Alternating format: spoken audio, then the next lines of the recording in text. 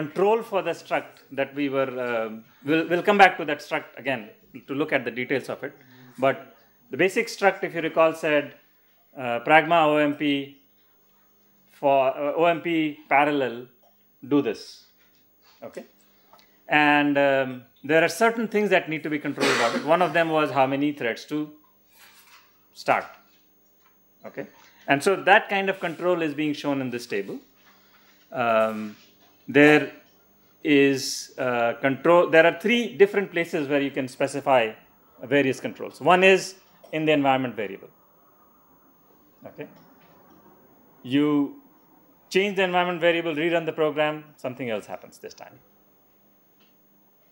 The other is by actually calling some function which sets one of these. For example, it may set the number of threads to run in a parallel region. And then later on you can set some other value depending on what you are trying to do. Okay, if these are lightweight jobs, then maybe you can run more of them. For heavy duty jobs, maybe you want to run only few of them. And the third is at the construct itself. Okay. Typically, the environment variable will be read first. When you make a function call, that's going to overwrite anything that the environment variable said. And if you specify it at the construct, then it's going to overwrite any function call that you might have made. Okay. So here are some of the most although you won't yet understand all of it, num threads you will understand. Okay. Dynamic will I'll talk about when we get to it. It has something to do with how the work among these different threads gets allocated. Similarly, a schedule is also related to the same allocation. And nested says whether you can nest parallel regions inside other parallel regions. Okay. Again, you can set it up by setting a variable, environment variable, or just call enable set nesting to true. Okay. Now let's look at this parallel construct. And these are again the construct itself comes with the following syntax. You say hash pragma OMP, whatever the name of the construct is, followed by some parameters for it, okay, which we call clauses, the number of clauses. So this is the parallel construct, or you may call it the parallel pragma. And the clauses here are if, private, first private, default, shared, copy in, reduction, num threads. Each clause in turn has some parameters. Okay. And you can list any number of them. Some clauses can be repeated. Some clauses can appear only once. For example, you can't say num threads more than once. You can't say run 5 threads and then later on in the same construct say run 10 threads. It won't make any sense. Okay. But you can say this variable is shared and later on say some other variable is shared. What you can't do is say this variable is shared and later on say that same variable is private. So there has to be some consistency which the compiler is going to enforce. Let's very briefly look at behavior that these clauses control. If is basically conditional for whether or not to run this region as a parallel region. Okay. You can say if I have too much work to do, or if the CPUs are not overloaded by somebody else running a big job, then run in parallel. Otherwise, just use it as a single core machine. Okay. So at any parallel construct, you can conditionally make that construct parallel or leave it sequential. Private, it says these are the variables that are going to be private. And shared is these are the variables that are going to be shared. Okay. I said something about how the private variables need to be initialized and then collated. Okay. The initialized business there's only one way in which it is supported right now. It's first private.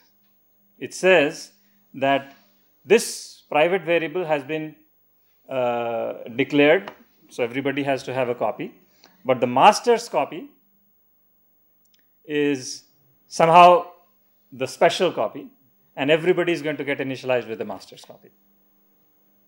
Okay, so it's like a broadcast of one value to every processor. What do you mean by master's copy? Whoever encounters the parallel construct is the master. Okay, he's also going to have a copy of that variable, and everybody else is going to get the same value. And how will the master assign value to that variable? Either using copy in, or it's a variable that is declared outside. It's just become private here, right? It's a variable that may be declared outside. It's just that at this point I'm making n-1 extra copies of it. In which case master already has a value. Okay, so did you not say that whatever comes before the gamma construct is shared? No, you say what is what. So anything defined? Anything defined inside the scope is by default private. But anything outside you get to choose. Okay, so it's not that anything defined outside is Automatically shared? No. You can make copies of it by using first, or just have copy replica that have addresses but not initialized, using just calling it private. Okay. For example, when you use a variable as a for loop, then it's going to become private, right? And everybody is going to initialize their own. They don't need anybody else to initialize it for them. So it need not always be initialized, but if you need somebody to set some value before you begin, then you do first private. Or you locally get it from some shared into this private. Okay, there are various ways in which you might do it. Default is basically saying that everything that's declared inside is not private, but shared. Okay, so you can change the default. So so either you can say this variable is shared, right? Or you can say the default is that the things are shared. Okay, everything is shared. Everything in the scope, or it's in the scope, or everything that is getting used.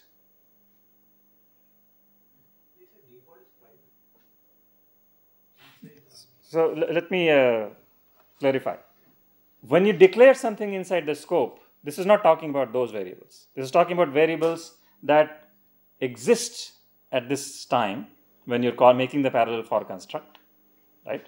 And you get to choose whether they're going to be shared or private. Ideally, you would have every single variable that is accessed inside this construct be said either shared or private. Okay. Instead of doing that, you can say the default is shared, but these three are private. Okay, so you don't have to, this is just sugar coating more than anything else, not giving you any extra power.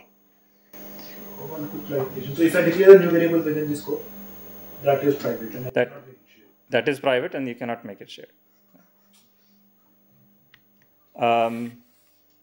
Copy in is similar to first private, except it need not come from the master. It can come from any one of the threads. First private is a private variable, meaning that everybody is going to get a copy, but all the copies will be initialized with the master's value of that variable. So how would you mention which is the master? You don't mention, right? Basically, this is a variable that was declared, and you said private. So whoever encountered this construct as the master, he is going to keep that address, and n-1 new variables addresses. So basically, that variable .1, .2, .3 will be created, and everybody will actually be referring to those different addresses when they refer to this variable. But inside, the compiler is going to introduce a small loop that says copy from that address to that address .1, 2, 3 in a loop. Okay. So either a variable is shared by all the threads or it's private to all the threads. Yes, there is no group sharing. So in this section copy in, so how do I know from which thread the variable will be copied? It's part of the copy in construct itself. So what is var1 and var2? The copying from var1 to address? The copy in should have something more.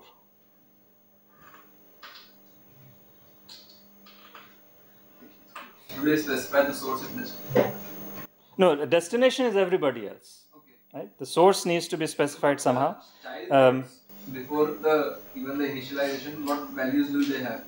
Why would we need copy? Because when the master is created, we have some copy of that variable. But when the child thread is being created, so I have never used copying. I believe that copying essentially says that these are the variables that will get copied somewhere, and there are some other constructs that let you put in these variable or set in these variables from a set of other threads. Okay, I'm going to take a look at the specs to make sure of the usage, how that copying happens. Okay, but it is essentially some generalization of first private.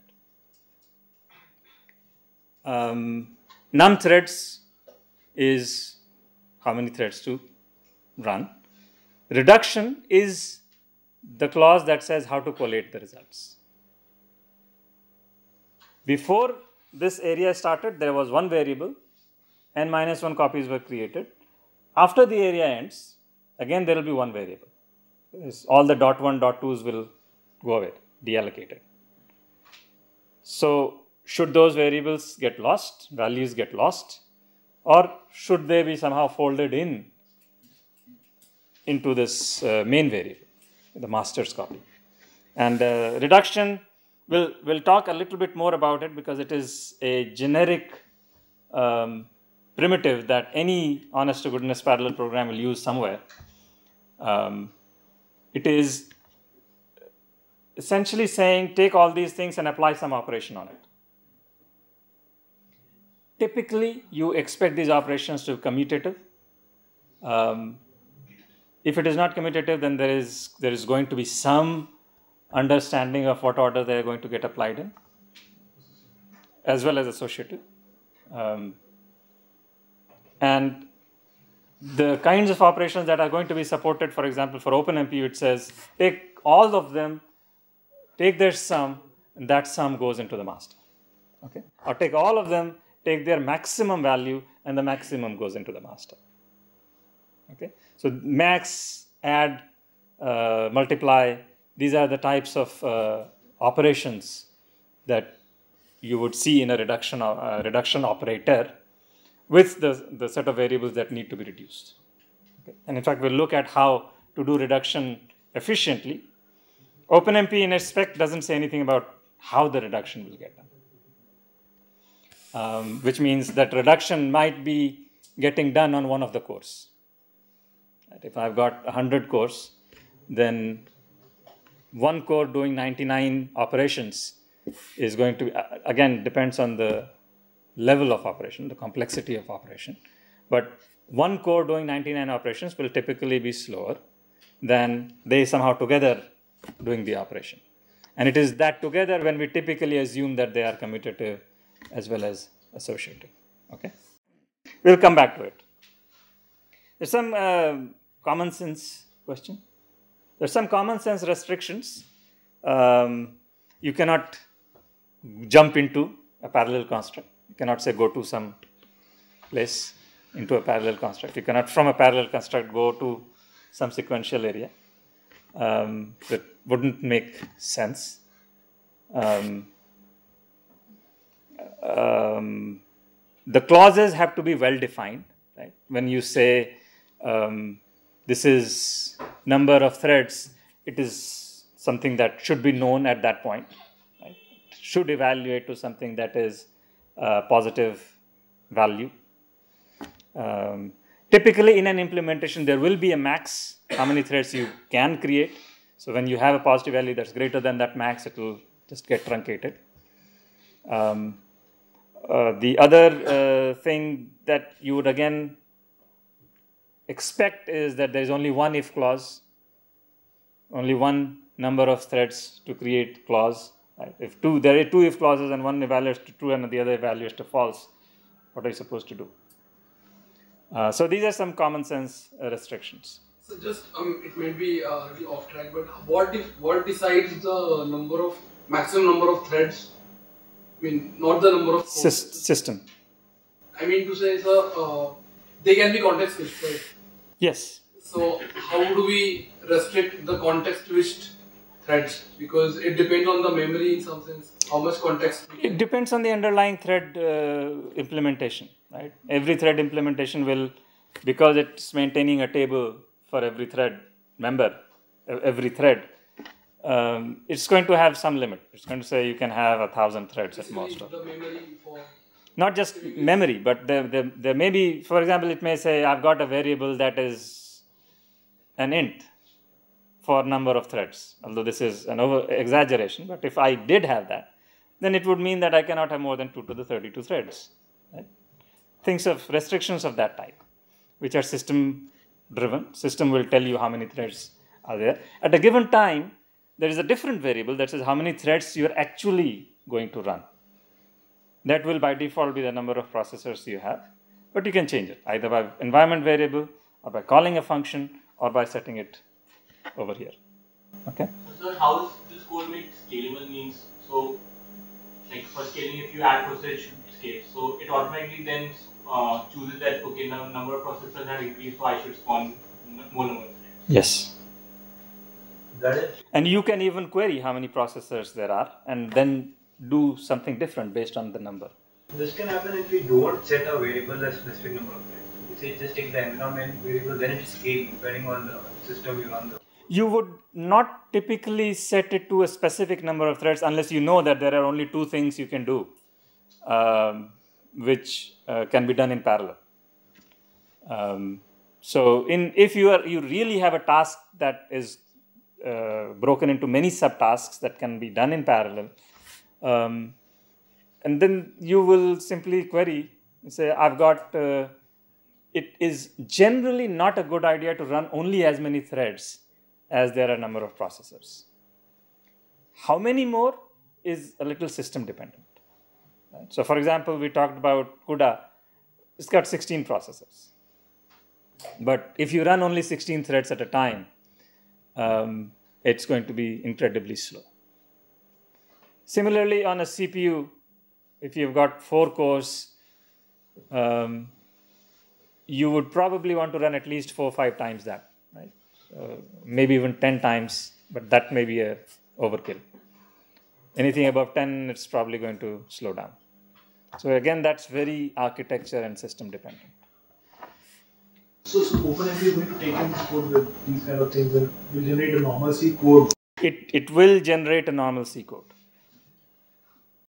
Yes. With locks, etc. or whatever things. Making sure. Yeah. Locks you have to take care of. I mean, with locks for making sure that whatever it is guaranteeing takes place. Yes, right. So flushes, it is going to make sure that they are getting ordered. But if you want this flush to happen before that flush, then that's your job. Compiler error generated if we use the mode if the number of threads that you mentioned comes out. Yes, that will be a compiler error. So, but how does the compiler know that the number of threads n is a constant that compiler? No, so if you give it twice, it can know that. But number of threads must be a positive. That's when it is encountered. So it will probably insert code that says if that value is between this number and this number, run it. Otherwise, do some exception handling. Oh, yeah, crash is not the thing, but something. That's at runtime. That's at runtime.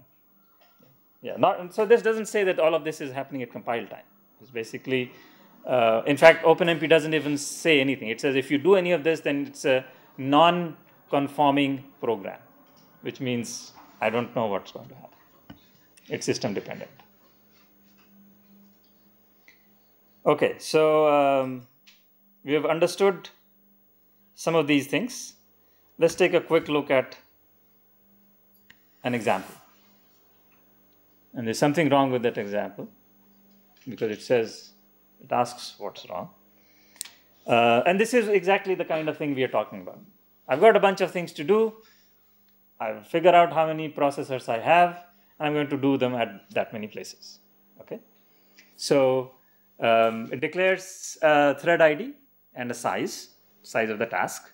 It asks how many processors do I have by calling this function OMP get num procs. And then it runs a parallel pragma with num threads equal to num procs. And this is not needed because that's default, but I want to do it.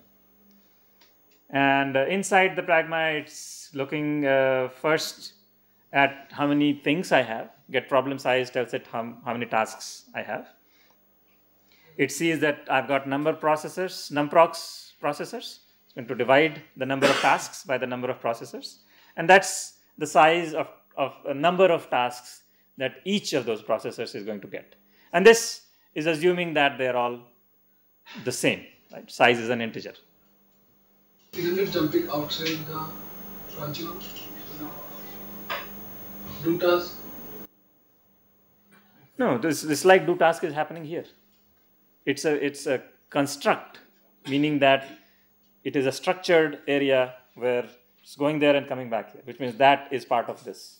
Go to means go there and then never come back, right? So that's a different thing. Yeah, this is effective. Otherwise, it will be very useless pretty much, right? Because you can't make any function calls. Everything has to be physically there. That wouldn't make sense. Okay, so it looks at how many to assign. For the time being, let's just assume that it's just a multiple of the number of processors I have. And then it is going to call this function doTask, starting at TID times size elements from there, and then doTask will be running on different processors. Right? Each instance of doTask will be running on different processors. And doTask will simply give for int I equal to 0, t equal to start, I less than count. Oh wait, I have simplified this. I had a stride earlier, so there's no need for jumping through to a stride. It's just going to go I equal to 0 to I plus plus. Do it. T plus I. T plus equal to stride. Yeah, T plus, so don't worry about how T is being calculated. There was some information about we have to jump through data to get to where you need to be. So I'll actually fix this code. That T business doesn't make sense. Just imagine that it is I equal to start plus count, do I. TI should be private. So TID is shared here, right? That's the default. As a result of which everybody is going to try to write into that their variable, their value, and one of them will succeed. We don't know which. What else? There's nothing that is necessarily wrong, but because in this case size is the same, you might pull it outside. Right? You don't have to do it in parallel. Okay, so the basic thing here is that TID needs to be private.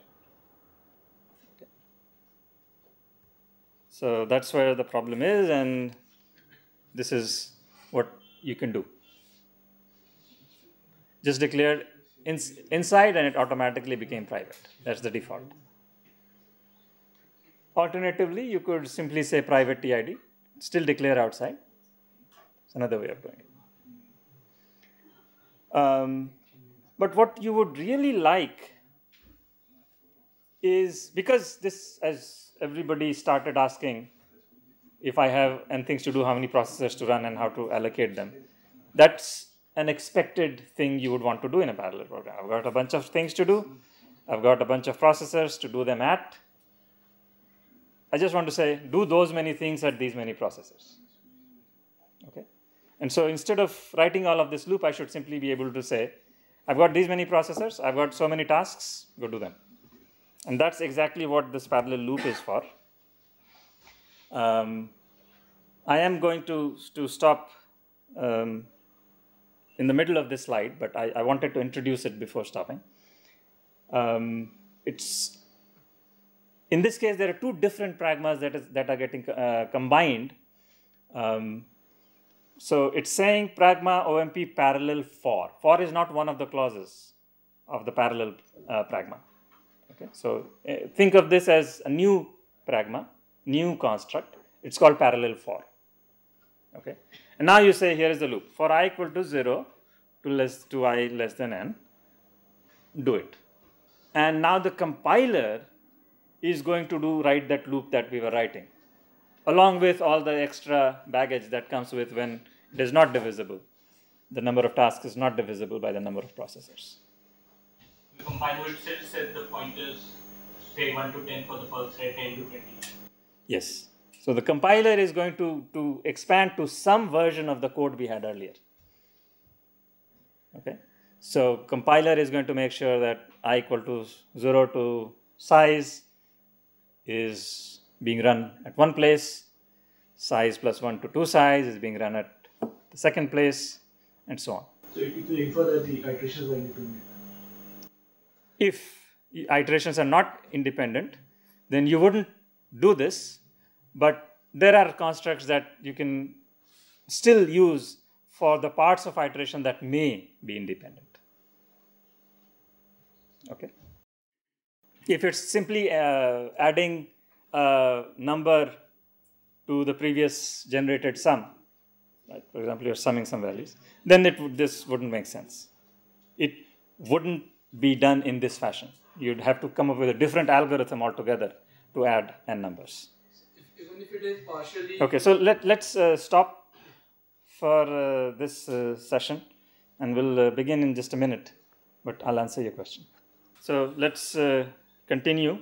We were talking about this parallel loop. I haven't officially introduced the pragma yet, but this is lead into the pragma. Yeah, so flush is going to flush my copy of the variable into the memory. Yes. Okay, it would not update my variable. If I am flushing A, that means it's going to make those two the same. Oh, what same? Yeah, same as my copy. No, same as the memory copy.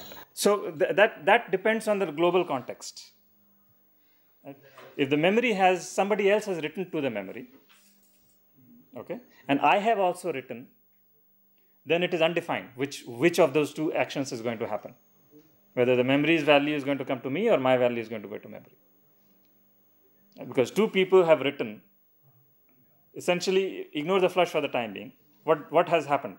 This fellow has written, it was in its local memory. This fellow has also written, it was in its local memory but then got flushed. As a result of which these two got out of date. So there are two writes that have happened, which have not been related with respect to each other. So that was one of the consistency rules, that if two writes happen which are not synchronized, then you don't know, the result is undefined. Okay, and if only one wrote and flushed and the other flushes, Yes, then you confuse it. If this one does not write, yeah, then the flush will update the local copy, the reader's copy. how does it know that I have not written? So flush is not a function call. Flush is a compiler. Flush doesn't even, in fact, you cannot do flush in any context because it's only place where a macro can exist. It's not a proper function call. It is in effect a macro. So it's going to create code for you, which is going to do all that. So would it also update the local cache copy of the other thread? No. So the other thread can still take the wrong value. Yes. Then in our AB example, wouldn't there still be problem? No, because there are two flushes and either this flush has to happen before that flush or that flush has to happen before this flush because they have the same set. And whenever whichever way you order, the thing that was before that flush automatically gets ordered before the other flush, right? So there's something that got ordered before the flush and the access that was the checking got ordered after the flush. So that access before that flush, before this flush, before that check. So that made the relationship between those two. That flush will write to the memory or the cache? Flush will write to the memory if it's basically going to make those two copies the same somehow. The memory and the Cache. So if the local memory is changed, then it will go into the memory. If the memory value is updated, then it will pick it to the Pick it from the memory. Yes. N determines the number of threads. Here n doesn't determine the number of threads.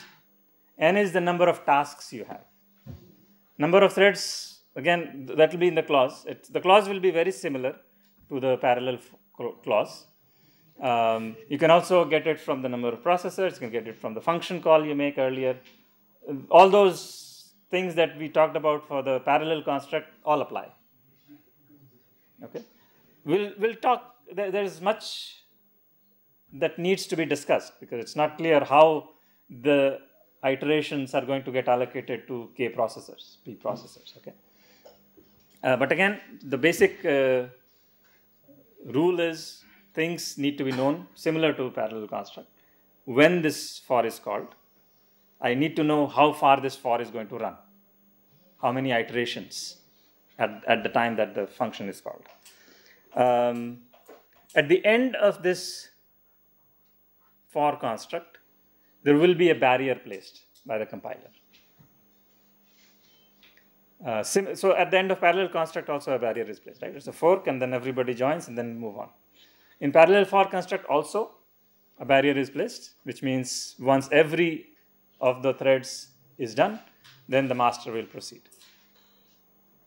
But here there is a notion of no wait, meaning that if you get to the end of the for, you can proceed.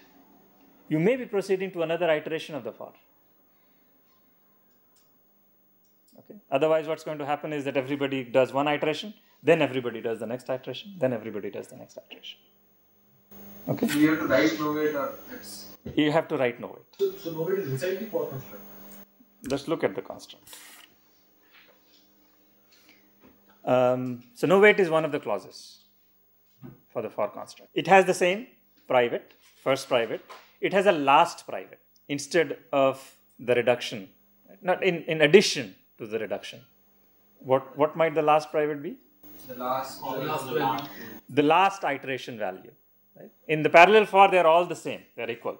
But here there is a notion of ordering among the tasks. Right? There is an I equal to 0 to I equal to n or n minus 1. It's the n minus 1 fellow who is the last. So Whatever value he wants to write wins. Okay. So if you're doing an iteration that is updating something, so what would have happened? In a sequential case, you would have kept updating something, and the last thing that updated it would have been the final value. So here it's saying that even if that guy didn't finish the last, that is going to determine how this thing gets updated. Okay. first priority is for initialization, last priority is for collation. Yes, precisely. Default. It's not a specialized collation, right? So it's one of the variables wins out versus the data being combined in certain fashion. There is another clause that is here, was not there in the parallel clause, which is schedule. Well, ordered. Yeah, I missed the ordered. Ordered is also something that is part of parallel for. The ordered, so we will talk a little bit more about it later on. There is also a construct called ordered. All right. This ordered is only saying that there is an ordered construct somewhere in the body of this loop. Okay. And that ordered construct does what was asked. That ordered construct has to be executed in order. Okay. You cannot be, two different threads cannot be in that ordered part at the same time. It's kind of like critical section. Is it atomic? It's like It's not atomic. you can have set interleaving. No, so it's the interleaving is not allowed. It is implicit locking. I mean, in the critical section only one can be written. So this. Yes. So that ordered, this is basically telling the compiler to do something later on. So it's some initialization that needs to be done here. But there is a separate ordered construct that says this is the section. Everything else can be done independently, but this is the section that updates some value or whatever. They're doing something that is shared. Okay, so even if the entire loop is not doing independent things that don't depend on each other,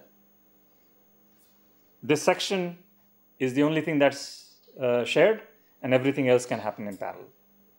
But when you get to this section, wait for your turn. So the ordering will be I equal to 0, I equal to 1. That order. Originally, that's what was intended, but the way it's implemented, the way in fact I think it's also specified, is that it is a critical section. Meaning that at this point, those parallel things are going to get ordered. It need not be in the 0 to n sense. Okay. Which means that if you need them to be in 0 to 1 order, even if only in that section, then you use some kind of a locking. And 2 cannot get a locking until one's lock has been, it can acquire one's lock, which only one can release. So if by chance all the threads come to the order simultaneously, then it becomes serialized. Then it becomes? For the order case, it becomes serialized. Once they finish one by one, then only everybody else can continue. No, at the end of the order doesn't mean there is a barrier. Right? So, and it couldn't be because only one person is in the order section. One person goes to the order, it proceeds and does whatever else it has to do. And then as soon as that proceeds, the next person can come in.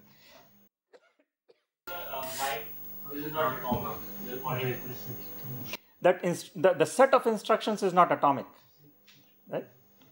Because You can have other parts of the program interleaved, but not the ordered part. yes, How it is not. yes. And in fact, remember that this parallel for may be nested in another parallel, which doesn't have a parallel for loop at all. So there are other threads which are kind of not your brothers but cousins who have nothing ordered. They just keep going through that. Yeah, so yeah, if I fork and then encounter 2 orders. It turns out you cannot have 2 orders inside one loop. You're allowed only one order. So it maintains the notion that this order is with respect to this order. This order is with respect to this loop. Yeah. So this is everything has a binding context, and the order's binding context is its enclosing loop. And the other thing that doesn't exist in the parallel construct is the schedule. And it's basically a way to determine how to allocate, or way for the user to control, to specify how to allocate the tasks among the processors. I've got some n things to do, some p processors to do them at. Which fraction of n is going to go to which processor? Okay. This loop has to be a canonical for loop, which means for some variable equal to initial value, that variable is less than some final value, and that variable plus plus. Okay. It can be plus equal to something, so minor variants are allowed. That entire grammar is given in the specification, what the grammar for that for is allowed to be. And you cannot break out of that loop. Okay, so it's similar to the jump thing.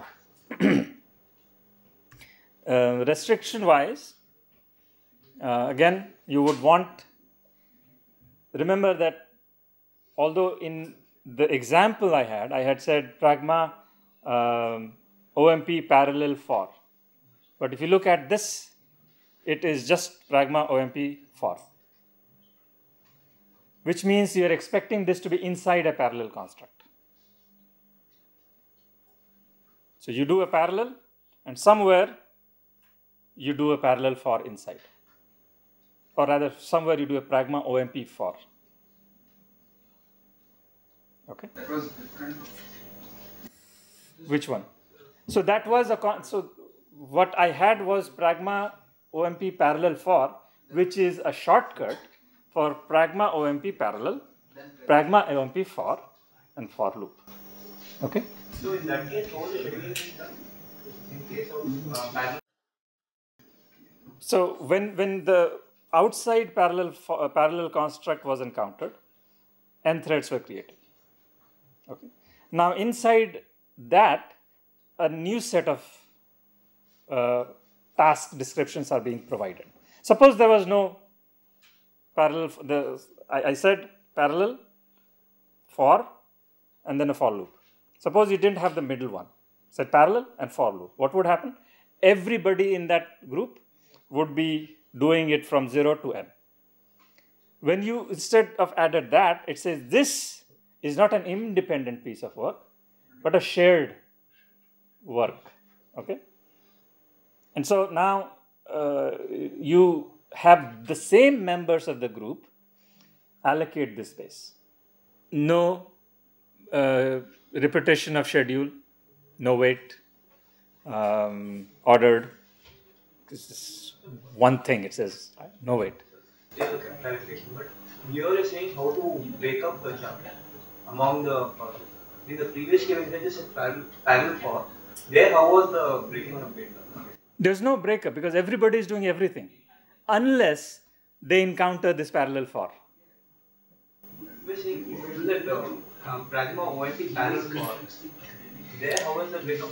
So when you say pragma OMP parallel for, it's a new parallel construct. Okay, so it's all only in the context of this parallel. If you have how is the breaking up being done? I'll explain that. So yeah, parallel OMP, parallel for will have a scheduled argument. Yes, everything that for has is allowed there. So this is what's happening. I have a parallel construct. At that point, 10 threads were created. They're each doing something. Each is going to encounter an OMP for, not a regular for loop. OMP for followed by the actual loop. Now it's going to, earlier it would have said, that's for me to do, I'm going to do that loop. Now everybody is going to say, I'm not going to do that entire loop. Let me figure out what I should do. Okay. And this is where the schedule and all those parameters will come in. And then that will execute only a section of that for loop. Okay. So that's the way it's going to happen. So won't that loop be broken? Wait. That's what I'm asking. In this case, when you say for, we are giving a schedule construct here. In the previous case, when you said parallel for, is there a default schedule which has been already given to it? No. The schedule, that schedule is not required over there because until they encounter this for, there is no subdivision of work. Everybody is doing everything. Only when one or any of those threads encounter this, they have to determine how much of this should I do. Okay, and then the for clauses will help it figure that out. The for clause does not create any new threads. It divides the work into already sibling threads. Yes. No new threads. No new threads unless it's a parallel for construct. Okay. So that's nested, so that's right. Yeah. Now there's this concept parallel, and then everyone encounters for. So then for example, first thread encounters for, then it will distribute this work among all the threads. No. Nobody is going to distribute, right? There's no central control over here. The first thread to reach there will say, oh, I am thread number 3. And this is parallel for. And here are the parameters for this for, scheduling and everything. That means thread number 3 has to do from I equal to 10 to 13. So it's going to start its I at 10. Okay, and the last thing that it says, oh wait, I will, this wouldn't necessarily make sense yet because it says schedule a kind and a chunk size, and then it says that the chunk size must be known, just like all those other constant things. Something that doesn't depend on the loop variables and has no side effects and all that. We will come to that shortly. I will. Kind is what type of distribution to do, and chunk size is in how many chunks, right? So instead of saying you take I equal to 0, you take I equal to 1, you take I equal to 2, it might make sense to say you go from 0 to 5, you go from 6 to 10, or 6 to 11 or whatever. There's a comma, there's something missing on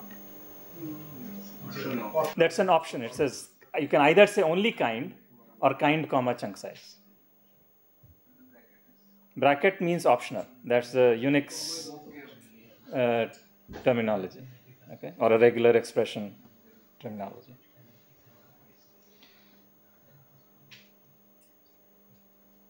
Okay, here is some more explanation of the first private and the last private. I've already given you the basic idea, but this is going to be there in the slides for you to look at later. Again, first private is going to initialize it, and the last private is going to leave one of the values that's at the end. Here is an example. In the first example, you have a parallel for, which means that for loop is being done in a shared fashion. And the first private variable is simple, which means before this began, simple was declared. Simple was set to 0, and what's happened is that everybody gets simple equal to 0, and everybody starts adding to that simple its section, okay, its summation, it's part of the summation. But still there are so many copies of simple. So at the end of it, somebody has to collate it, right? That's not in the first question, first one. Okay, it's hidden in F2 simple, but it could have been done using last private also. The second example. Last private is not a book, right? Two different books. No, actually, sorry. This is the intent here was that all the simples will get added, and that would have been a reduction, not a last private, not a last private. The last private example is the second one, where there is some variable called done early, and the thing says I've got some things to do, and but there may be some condition that arises which says that I know now the answer. I don't have to go through. Maybe I'm searching for something, and as soon as I found it, I don't have to continue it through the rest of them. Okay, so it keeps running the loop, checking every time if done early has happened, and done early is being set by, again, some function that says I'm value number this, set this to done early. Okay. This is not a great example of last private, because this can be done much simply, much more simply.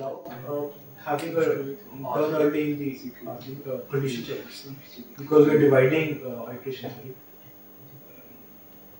right? Is it allowed for construct?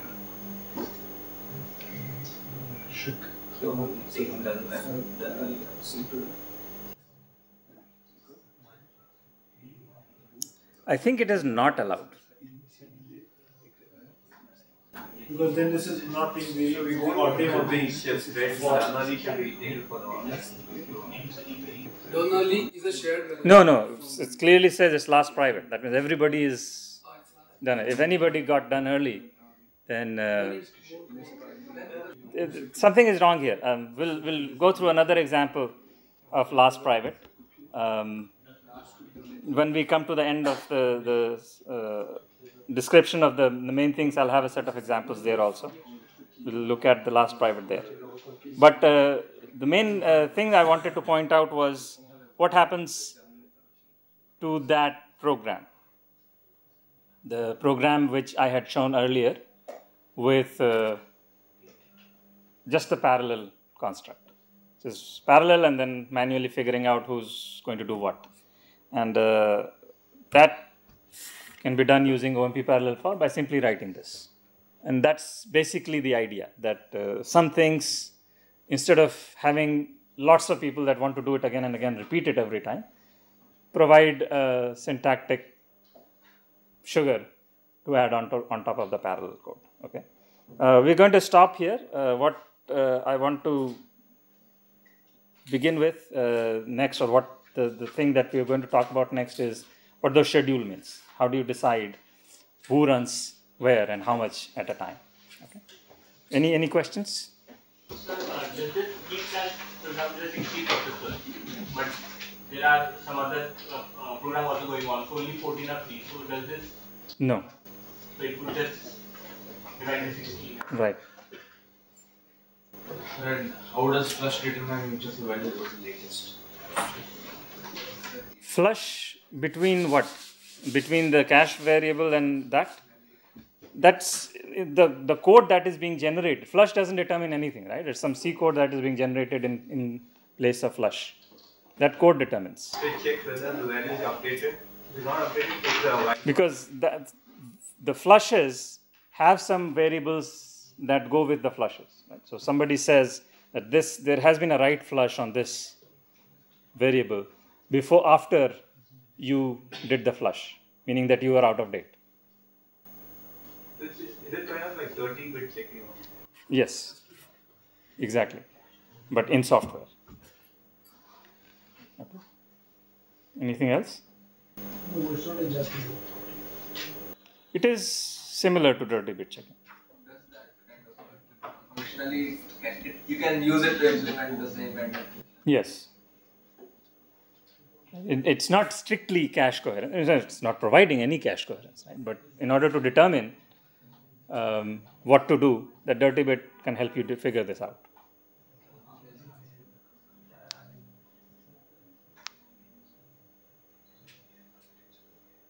Anything else? There is no cache coherency. So isn't that a problem in the model? No, it's not a problem in the model, because it is very easy to provide cache coherence by not having a cache.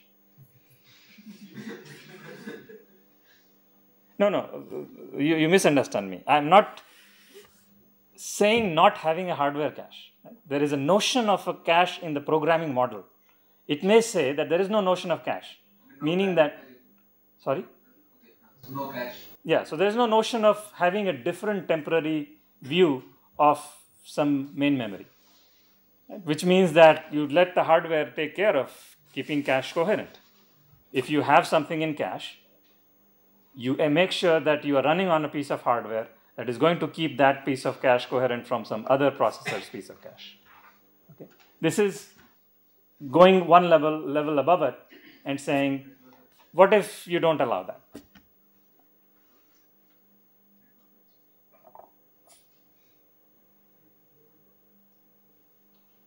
Anything else?